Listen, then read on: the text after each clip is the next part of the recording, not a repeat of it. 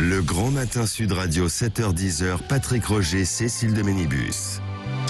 Il est 8h18, le petit déjeuner politique ce matin. C'est Jérôme Rivière, député européen, porte-parole d'Éric Zemmour et vice-président de Reconquête. Bonjour Jérôme Rivière. Bonjour. Le Pen-Zemmour, la guerre pour la deuxième place, les trahisons, les départs, le match avec Pécresse, la campagne et les sujets cash et parfois trash. Autant de questions que nous allons évoquer avec vous. Rappelons que vous avez été le premier cadre, véritablement, du Rassemblement national à quitter Marine Le Pen pour rejoindre Éric Zemmour, suivi de quelques ténors, notamment cette semaine. Il y a quelques jours, Stéphane Ravier, ensuite Nicolas Bay. En deux mots, qu'est-ce qui fait la différence? Parce que Nicolas Bay dénonce un parti, le RN, où l'on coupe les têtes qui dépassent. C'est vrai, ça? Écoutez, moi, effectivement, je présidais le groupe des parlementaires au Parlement européen. Et j'ai fait ce choix à l'époque pour deux raisons essentielles. La première, c'est que j'étais convaincu depuis l'élection régionale que c'était pas un plafond de verre, mais un plafond de béton qui attendait Marine Le Pen parce qu'elle s'appelle Marine Le Pen. Thierry Mariani n'a pas pu gagner la région PACA. Il était le meilleur candidat face à Muselier, qui était pour le coup un candidat un peu poisseux, qui change un peu qui était pas clair dans ses idées. Ça devait être une victoire facile, et en fait, ça a été une défaite. Cette analyse, je pense d'ailleurs que Marine Le Pen l'a faite aussi. C'est la raison pour laquelle elle a reconstruit son parti très différemment en le rétrécissant. C'est devenu un peu le rétrécissement national. Le rétrécissement national. Carrément, oui, le rétrécissement national, parce qu'elle a organisé une direction autour d'une toute petite équipe en prévision d'une future défaite. Et derrière, il s'est passé un truc quand même extraordinaire et qui change les choses. C'est pour ça qu'on ne peut pas parler de traîtrise ni de quoi que ce soit. C'est qu'Éric Zemmour est devenu candidat à la fin du mois de novembre, début du mois de décembre. Ça change la donne politique. Marine a quand même occupé avec talent, et je lui reconnais avec obstination et avec courage, le camp national pendant des années. Elle était la seule. C'était la seule offre politique. Mais à la fin de l'année dernière, vous avez une offre politique qui s'ouvre. À partir de là, moi, je me suis reconnu dans les propositions d'Éric Zemmour, parce que non seulement il fait un diagnostic très bon sur l'immigration, notamment, mais en plus sur les sujets de société, comme la lutte contre les lobbies LGBT à l'intérieur de l'éducation nationale, son choix de refuser la PMA sans père. Sur des sujets de société, Marine, elle en parle plus. Et lui, en revanche, offre une offre beaucoup plus large. Mais alors Marine Le Pen a dit, le but d'Éric Zemmour, c'est avant tout de saboter ma campagne. Mais pas du tout. Enfin, elle dit c'est ça, et il va faire gagner Emmanuel Macron. Et je comprends que ce soit difficile, mais elle l'a rappelé d'ailleurs elle-même dans une émission récemment. Elle dit en gros que les gens comme moi, on a quitté parce qu'on préférait être dans l'opposition. Et elle rappelle ensuite, ça fait 50 ans que le RN existe, 10 ans que je suis présidente. Mais quel est le résultat de tout ça après 50 ans de Rassemblement national? Moi, j'ai une admiration profonde pour tous ces militants qui font un boulot extraordinaire, mais qui n'arrivent jamais à des victoires. Donc à un moment, il faut se remettre en question. Il faut se poser la question de savoir pourquoi on n'y arrive pas. Juste ou injuste, la vie politique, parfois, elle est brutale. Et le fait est que Marine Le Pen n'est pas en situation d'être présidente de la République. C'est tout. Donc, c'est elle qui est plus en position qu'Éric Zemmour, pour l'instant, dans les intentions de vote. Je vous dis, je crois pas du tout. Et puis, quand on regarde les traits d'image de Marine Le Pen, d'Éric Zemmour, enquête intéressante ce matin de l'IFOP fiducial. Qui défend le mieux les intérêts de la France? Marine Le Pen, 58%, Zemmour, 41%. Proche des Français, 56%, Marine Le Pen, 37%, Zemmour. Une vision pour le pays, 53%, 39%. Qui est-ce qui vous inquiète le plus? Bon, alors là, c'est qui 52%, 49%. Grosso modo, elle a quand même encore beaucoup d'avantages sur Éric Zemmour. Mais bien sûr, elle a tenu pendant très longtemps, je vous le dis, une posture sur le camp national. Pour autant, l'élection, elle se fait autour d'un diagnostic qui est posé par Éric Zemmour. Aujourd'hui, tout le monde ne se positionne que par rapport au choix qu'a fait Éric Zemmour de présenter la présidentielle comme étant un enjeu de survie pour la France. Marine Le Pen, souvenez-vous, elle a commencé sa campagne en expliquant qu'elle allait nationaliser les autoroutes et privatiser la télévision publique. Proposition intéressante. Mais c'est pas une campagne d'une élection, c'est pas un programme d'une élection présidentielle. Éric Zemmour a proposé la même chose pour le service public. Non, Éric Zemmour, ce que je vous dis, les propositions sont intéressantes. Mais Éric Zemmour, il est venu en disant, voilà, j'ai un diagnostic, voilà le problème. Et voilà mes solutions. C'est quand même une démarche tout à fait différente, et c'est ça dont on a besoin dans une présidentielle. Savoir quel est le problème qu'on doit résoudre. Et pourquoi il n'y a pas eu d'alliance? Ça, c'était impossible, vous qui êtes passé finalement dans les deux camps. Écoutez, je pense que quand vous avez commencé une campagne, vous avez des frais qui sont engagés, vous avez toute une structure institutionnelle qui est mise en place. Et je pense qu'à partir de là, je ne vois pas comment matériellement on pouvait réaliser une telle alliance. Ce dont je suis convaincu... Ils ne s'entendent pas, quoi qu'il en soit, tous les deux. Pour vous les avez bien côtoyés. Marine Le Pen aujourd'hui, vous côtoyez Éric Zemmour. Ils se détestent? Non, je ne pense pas du tout qu'on en soit à la détestation. Non. Il y a une concurrence très forte, évidemment, aujourd'hui. Mais au soir du premier tour, je suis certain que et l'un et l'autre, leur enjeu essentiel, c'est tout sauf Macron.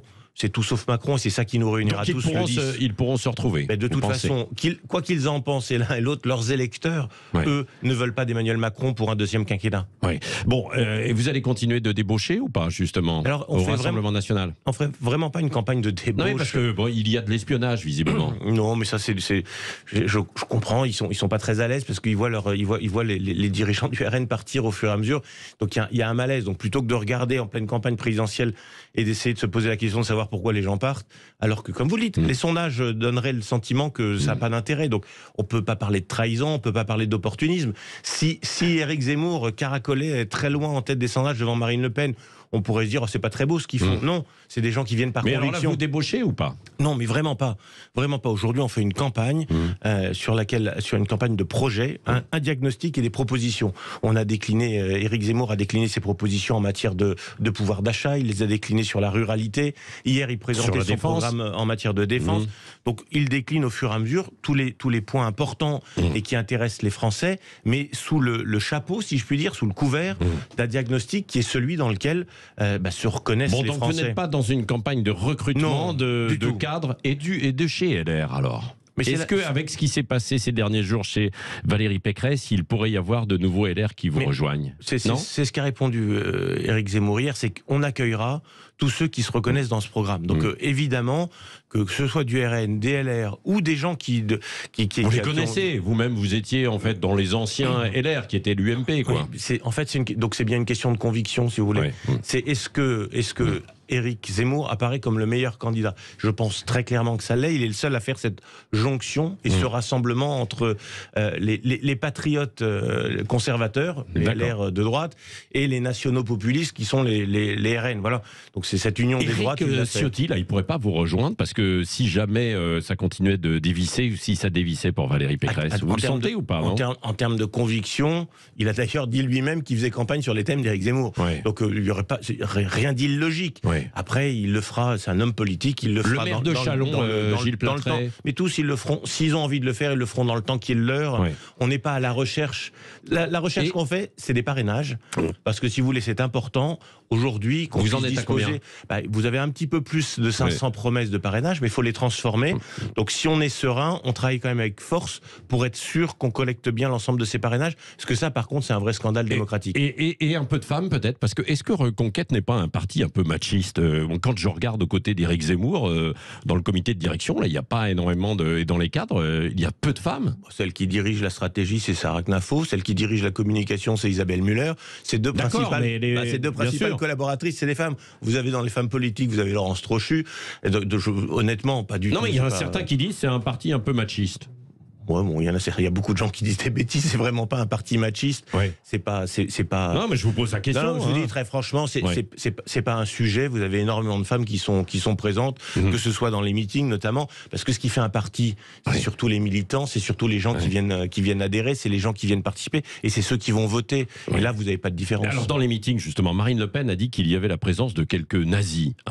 C'est ce qu'elle a dit il y a quelques jours. Et là, il y a un journaliste infiltré dans le mouvement Génération Z qui dénonce justement un racisme décomplexé dans les échanges. Qu'est-ce que vous lui répondez? Moi, je réponds à ces deux personnes, notamment à Marine Le Pen, que si elle a connaissance de nazis, moi je lui demande de faire un signalement au procureur de la République. C'est grave, hein. Le nazisme, c'est interdit en France. Donc, si elle sait qui c'est, c'est son devoir de femme politique, de citoyenne, d'aller faire un signalement au procureur de la République. Donc, qu'elle aille faire sinon c'est de la posture et de la gesticulation. Or, pour voir à peu près les gens qui sont là, alors vous pouvez avoir on maîtrise pas les 107 ou 108 000 adhérents de Reconquête, mais dans les gens qui travaillent au siège, dans les gens qui travaillent dans les différentes organisations de Reconquête, il y a vraiment pas de nazis. Mais encore une fois, c'est grave. Demandez-lui un peu de faire un signalement, parce que c'est bien sympathique de lancer une polémique. Derrière, quel est le suivi? Si elle connaît des nazis... Génération Z, là, il a des enregistrements, lui, sur des propos, dit-il, quoi. Qu'il le dise, qu'il aille voir le procureur, pareil. Aussi, pareil. Est-ce que Marion Maréchal serait une bonne première ministre dans le cas où il y aurait une victoire d'Éric Zemmour? Écoutez, ça, j'ai aucune idée du mais j'ai cru comprendre que... Il a été interrogé par le journal Elle qui lui demandait, voilà. Donc aujourd'hui, je pense que comme tout candidat, on est encore avant le premier tour. Donc notre objectif, celui d'Éric Zemmour, c'est de faire en sorte qu'on soit ceux qui soyons au second tour, parce que on a un vrai choix de société à faire. Donc après, la question du gouvernement ou du Premier ministre, elle se posera éventuellement entre les deux tours, parce que les Français auraient envie de clarification, de précision. Mais Jérôme Rivière, vous connaissez bien la politique. Nous sommes à 50 jours, très précisément, de ce premier tour de la présidentielle. Pour l'instant, dans les intentions de vote, vous êtes en 3e position. Si Marion Maréchal, plus ouvertement, venait soutenir Éric Zemmour, ça pourrait faire décoller la candidature d'Éric Zemmour, justement, encore plus? Écoutez, je pense que tout ralliement, Marion Maréchal, je l'aime beaucoup et je partage beaucoup de convictions avec elle. Ce matin encore, rejoins-nous, quoi. C'est ce que vous lui dites, non? Tous les jours, elle peut venir ce matin, demain, elle peut venir quand elle le souhaite. Encore une fois, c'est pas l'objectif d'Éric Zemmour d'aller chercher des personnalités. Notre objectif, c'est d'aller chercher les Français. Et c'est le ralliement des Français tous les jours plus nombreux qui porte sa campagne présidentielle. C'est ça le véritable enjeu. Un mot sur ce qui a été annoncé hier par Emmanuel Macron sur le Mali, le retrait des troupes françaises. C'était la décision qu'il fallait prendre? Elle est très tardive, très tardive. Cette décision, c'est celle qu'il fallait prendre, mais il fallait la prendre depuis bien plus longtemps. Je vous rappelle, 9 ans, Barkhane, c'est beaucoup trop long. On a laissé 58 soldats français mourir au Mali pour défendre un pays qui de son côté, n'était pas exemplaire vis-à-vis de la France. On aurait dû, comme d'ailleurs Éric Zemmour l'a proposé, sortir les soldats de ce territoire qui, je vous le rappelle, est grand à peu près comme l'Europe, pour les remettre sur les bases françaises, sur les bases qui sont... Ça a permis de contenir l'expansion djihadiste. L'arrivée sur place a permis de contenir l'expansion djihadiste. Derrière, à partir des bases prépositionnées que nous avons en Afrique dans le cadre de contrats de coopération avec des nations africaines, on peut mener des opérations pour aller frapper les djihadistes quand on le souhaite. Donc c'est trop long. C'est une erreur qu'a commise Emmanuel Macron de rester si longtemps. On peut pas s'enliser. Ce sont les mercenaires russes qui vont faire le boulot, là, à la place des militaires français? Écoutez, le Mali mènera la politique qu'il souhaite mener. On a le sentiment qu'effectivement, aujourd'hui, ils sont en train de se tourner vers Wagner, qui est une société de mercenaires russes, pour faire la police militaire. Mais vous savez, d'être resté trop longtemps, ça a justement relancé un sentiment anti-français au Mali. Ça a été très maladroit la façon dont ça a été fait, et c'est pas très bien par rapport aux militaires français qui se sont engagés sur ce terrain, qui ont tous les jours et qui continuent de risquer leur vie. Oui, Éric Zemmour qui a promis justement en matière de défense 30 milliards de plus d'ici 2030. On est capable de sortir cet argent? La France a trop laissé tomber la défense, les militaires? On l'a beaucoup trop. Alors, c'est de toute façon, dans la loi de programmation militaire d'Emmanuel Macron, vous avez une augmentation déjà de 3 milliards à partir de l'année prochaine. Nous, on augmente en plus de ces 3 milliards à hauteur de 3 milliards à 3 milliards 6 chaque année, parce qu'effectivement, vous avez un déclassement de l'armée française. Si on veut être capable d'avoir une voie indépendante, il est indispensable de posséder une armée indépendante. Donc il y a plusieurs pistes qu'il propose, et notamment est-ce que cet argent d'avoir une armée qui soit pleinement équipée. Oui, est-ce que cet argent, il ne faudrait pas le consacrer aussi à l'économie et pour le pouvoir d'achat? Là, aujourd'hui, il y a une grève à Paris, par exemple, à la RATP pour des revendications salariales. Un mot sur la grève de la RATP aujourd'hui? Votre question, c'est la bonne question, mais qu'est-ce que c'est que le pouvoir d'achat? Le pouvoir d'achat, c'est ce qui reste dans la poche des Français une fois que l'État s'est servi. Et donc, la totalité de la politique que propose Éric Zemmour, c'est de faire en sorte que l'État se serve moins, c'est de prendre moins. Et c'est pas de faire un cadeau aux Français en disant je vous fais un cadeau, je vous fais un chèque de 100 € ou un chèque de 1000 €. Ce chèque-là, il l'a pris aux Français, et pour pouvoir faire le chèque, il y a une série de fonctionnaires qui sont pas, pour ces cas spécifiques, vraiment utiles, qui viennent ponctionner en plus. Donc les 1000 €, ils coûtent 1300, 1400, 1500 aux Français. Donc c'est un faux cadeau, c'est un cadeau empoisonné. La vérité, c'est que pour pouvoir retrouver du pouvoir d'achat, il faut réduire les dépenses inutiles de l'État. Et il y en a beaucoup, et il y en a notamment d'énorme à réaliser dans la lutte contre l'immigration. Le coût de l'immigration en France est considérable. Ce sont des dizaines, plus de 100 milliards d'euros annuellement. Est-ce qu'on va entendre Éric Zemmour aussi sur les retraites? Marine Le Pen proposait la retraite à 60 ans. Là, elle est en train de revenir un petit peu en arrière. Quelle sera la position précise d'Éric Zemmour? Il l'a précisé, c'est une retraite à 64 ans. Ouais. Aujourd'hui, mais tout le monde le sait, on vit tous plus vieux et c'est une belle chose. On va pas s'attrister d'avoir une espérance de vie qui a continué. Donc pour pouvoir financer, parce que on est extrêmement attaché au système de répartition. C'est un trésor français, cette répartition qui organise la solidarité nationale. Mais pour que ça fonctionne, on peut pas avoir plus de personnes âgées avec moins d'actifs. Donc on propose de prolonger un petit peu 2 années supplémentaires. Marine Le Pen, là, c'est un peu je rase gratuit, quoi. Tout le monde sait que ça fonctionne pas. Sur une émission récemment, d'ailleurs, il y avait une personne de gauche qui interrogeait Éric Zemmour et il lui dit mais c'est pas possible de faire autrement. Et interrogé par le présentateur, l'animateur de l'émission, elle dit ouais mais je le sais bien. De toute façon, tout le monde sait bien que ça marche pas.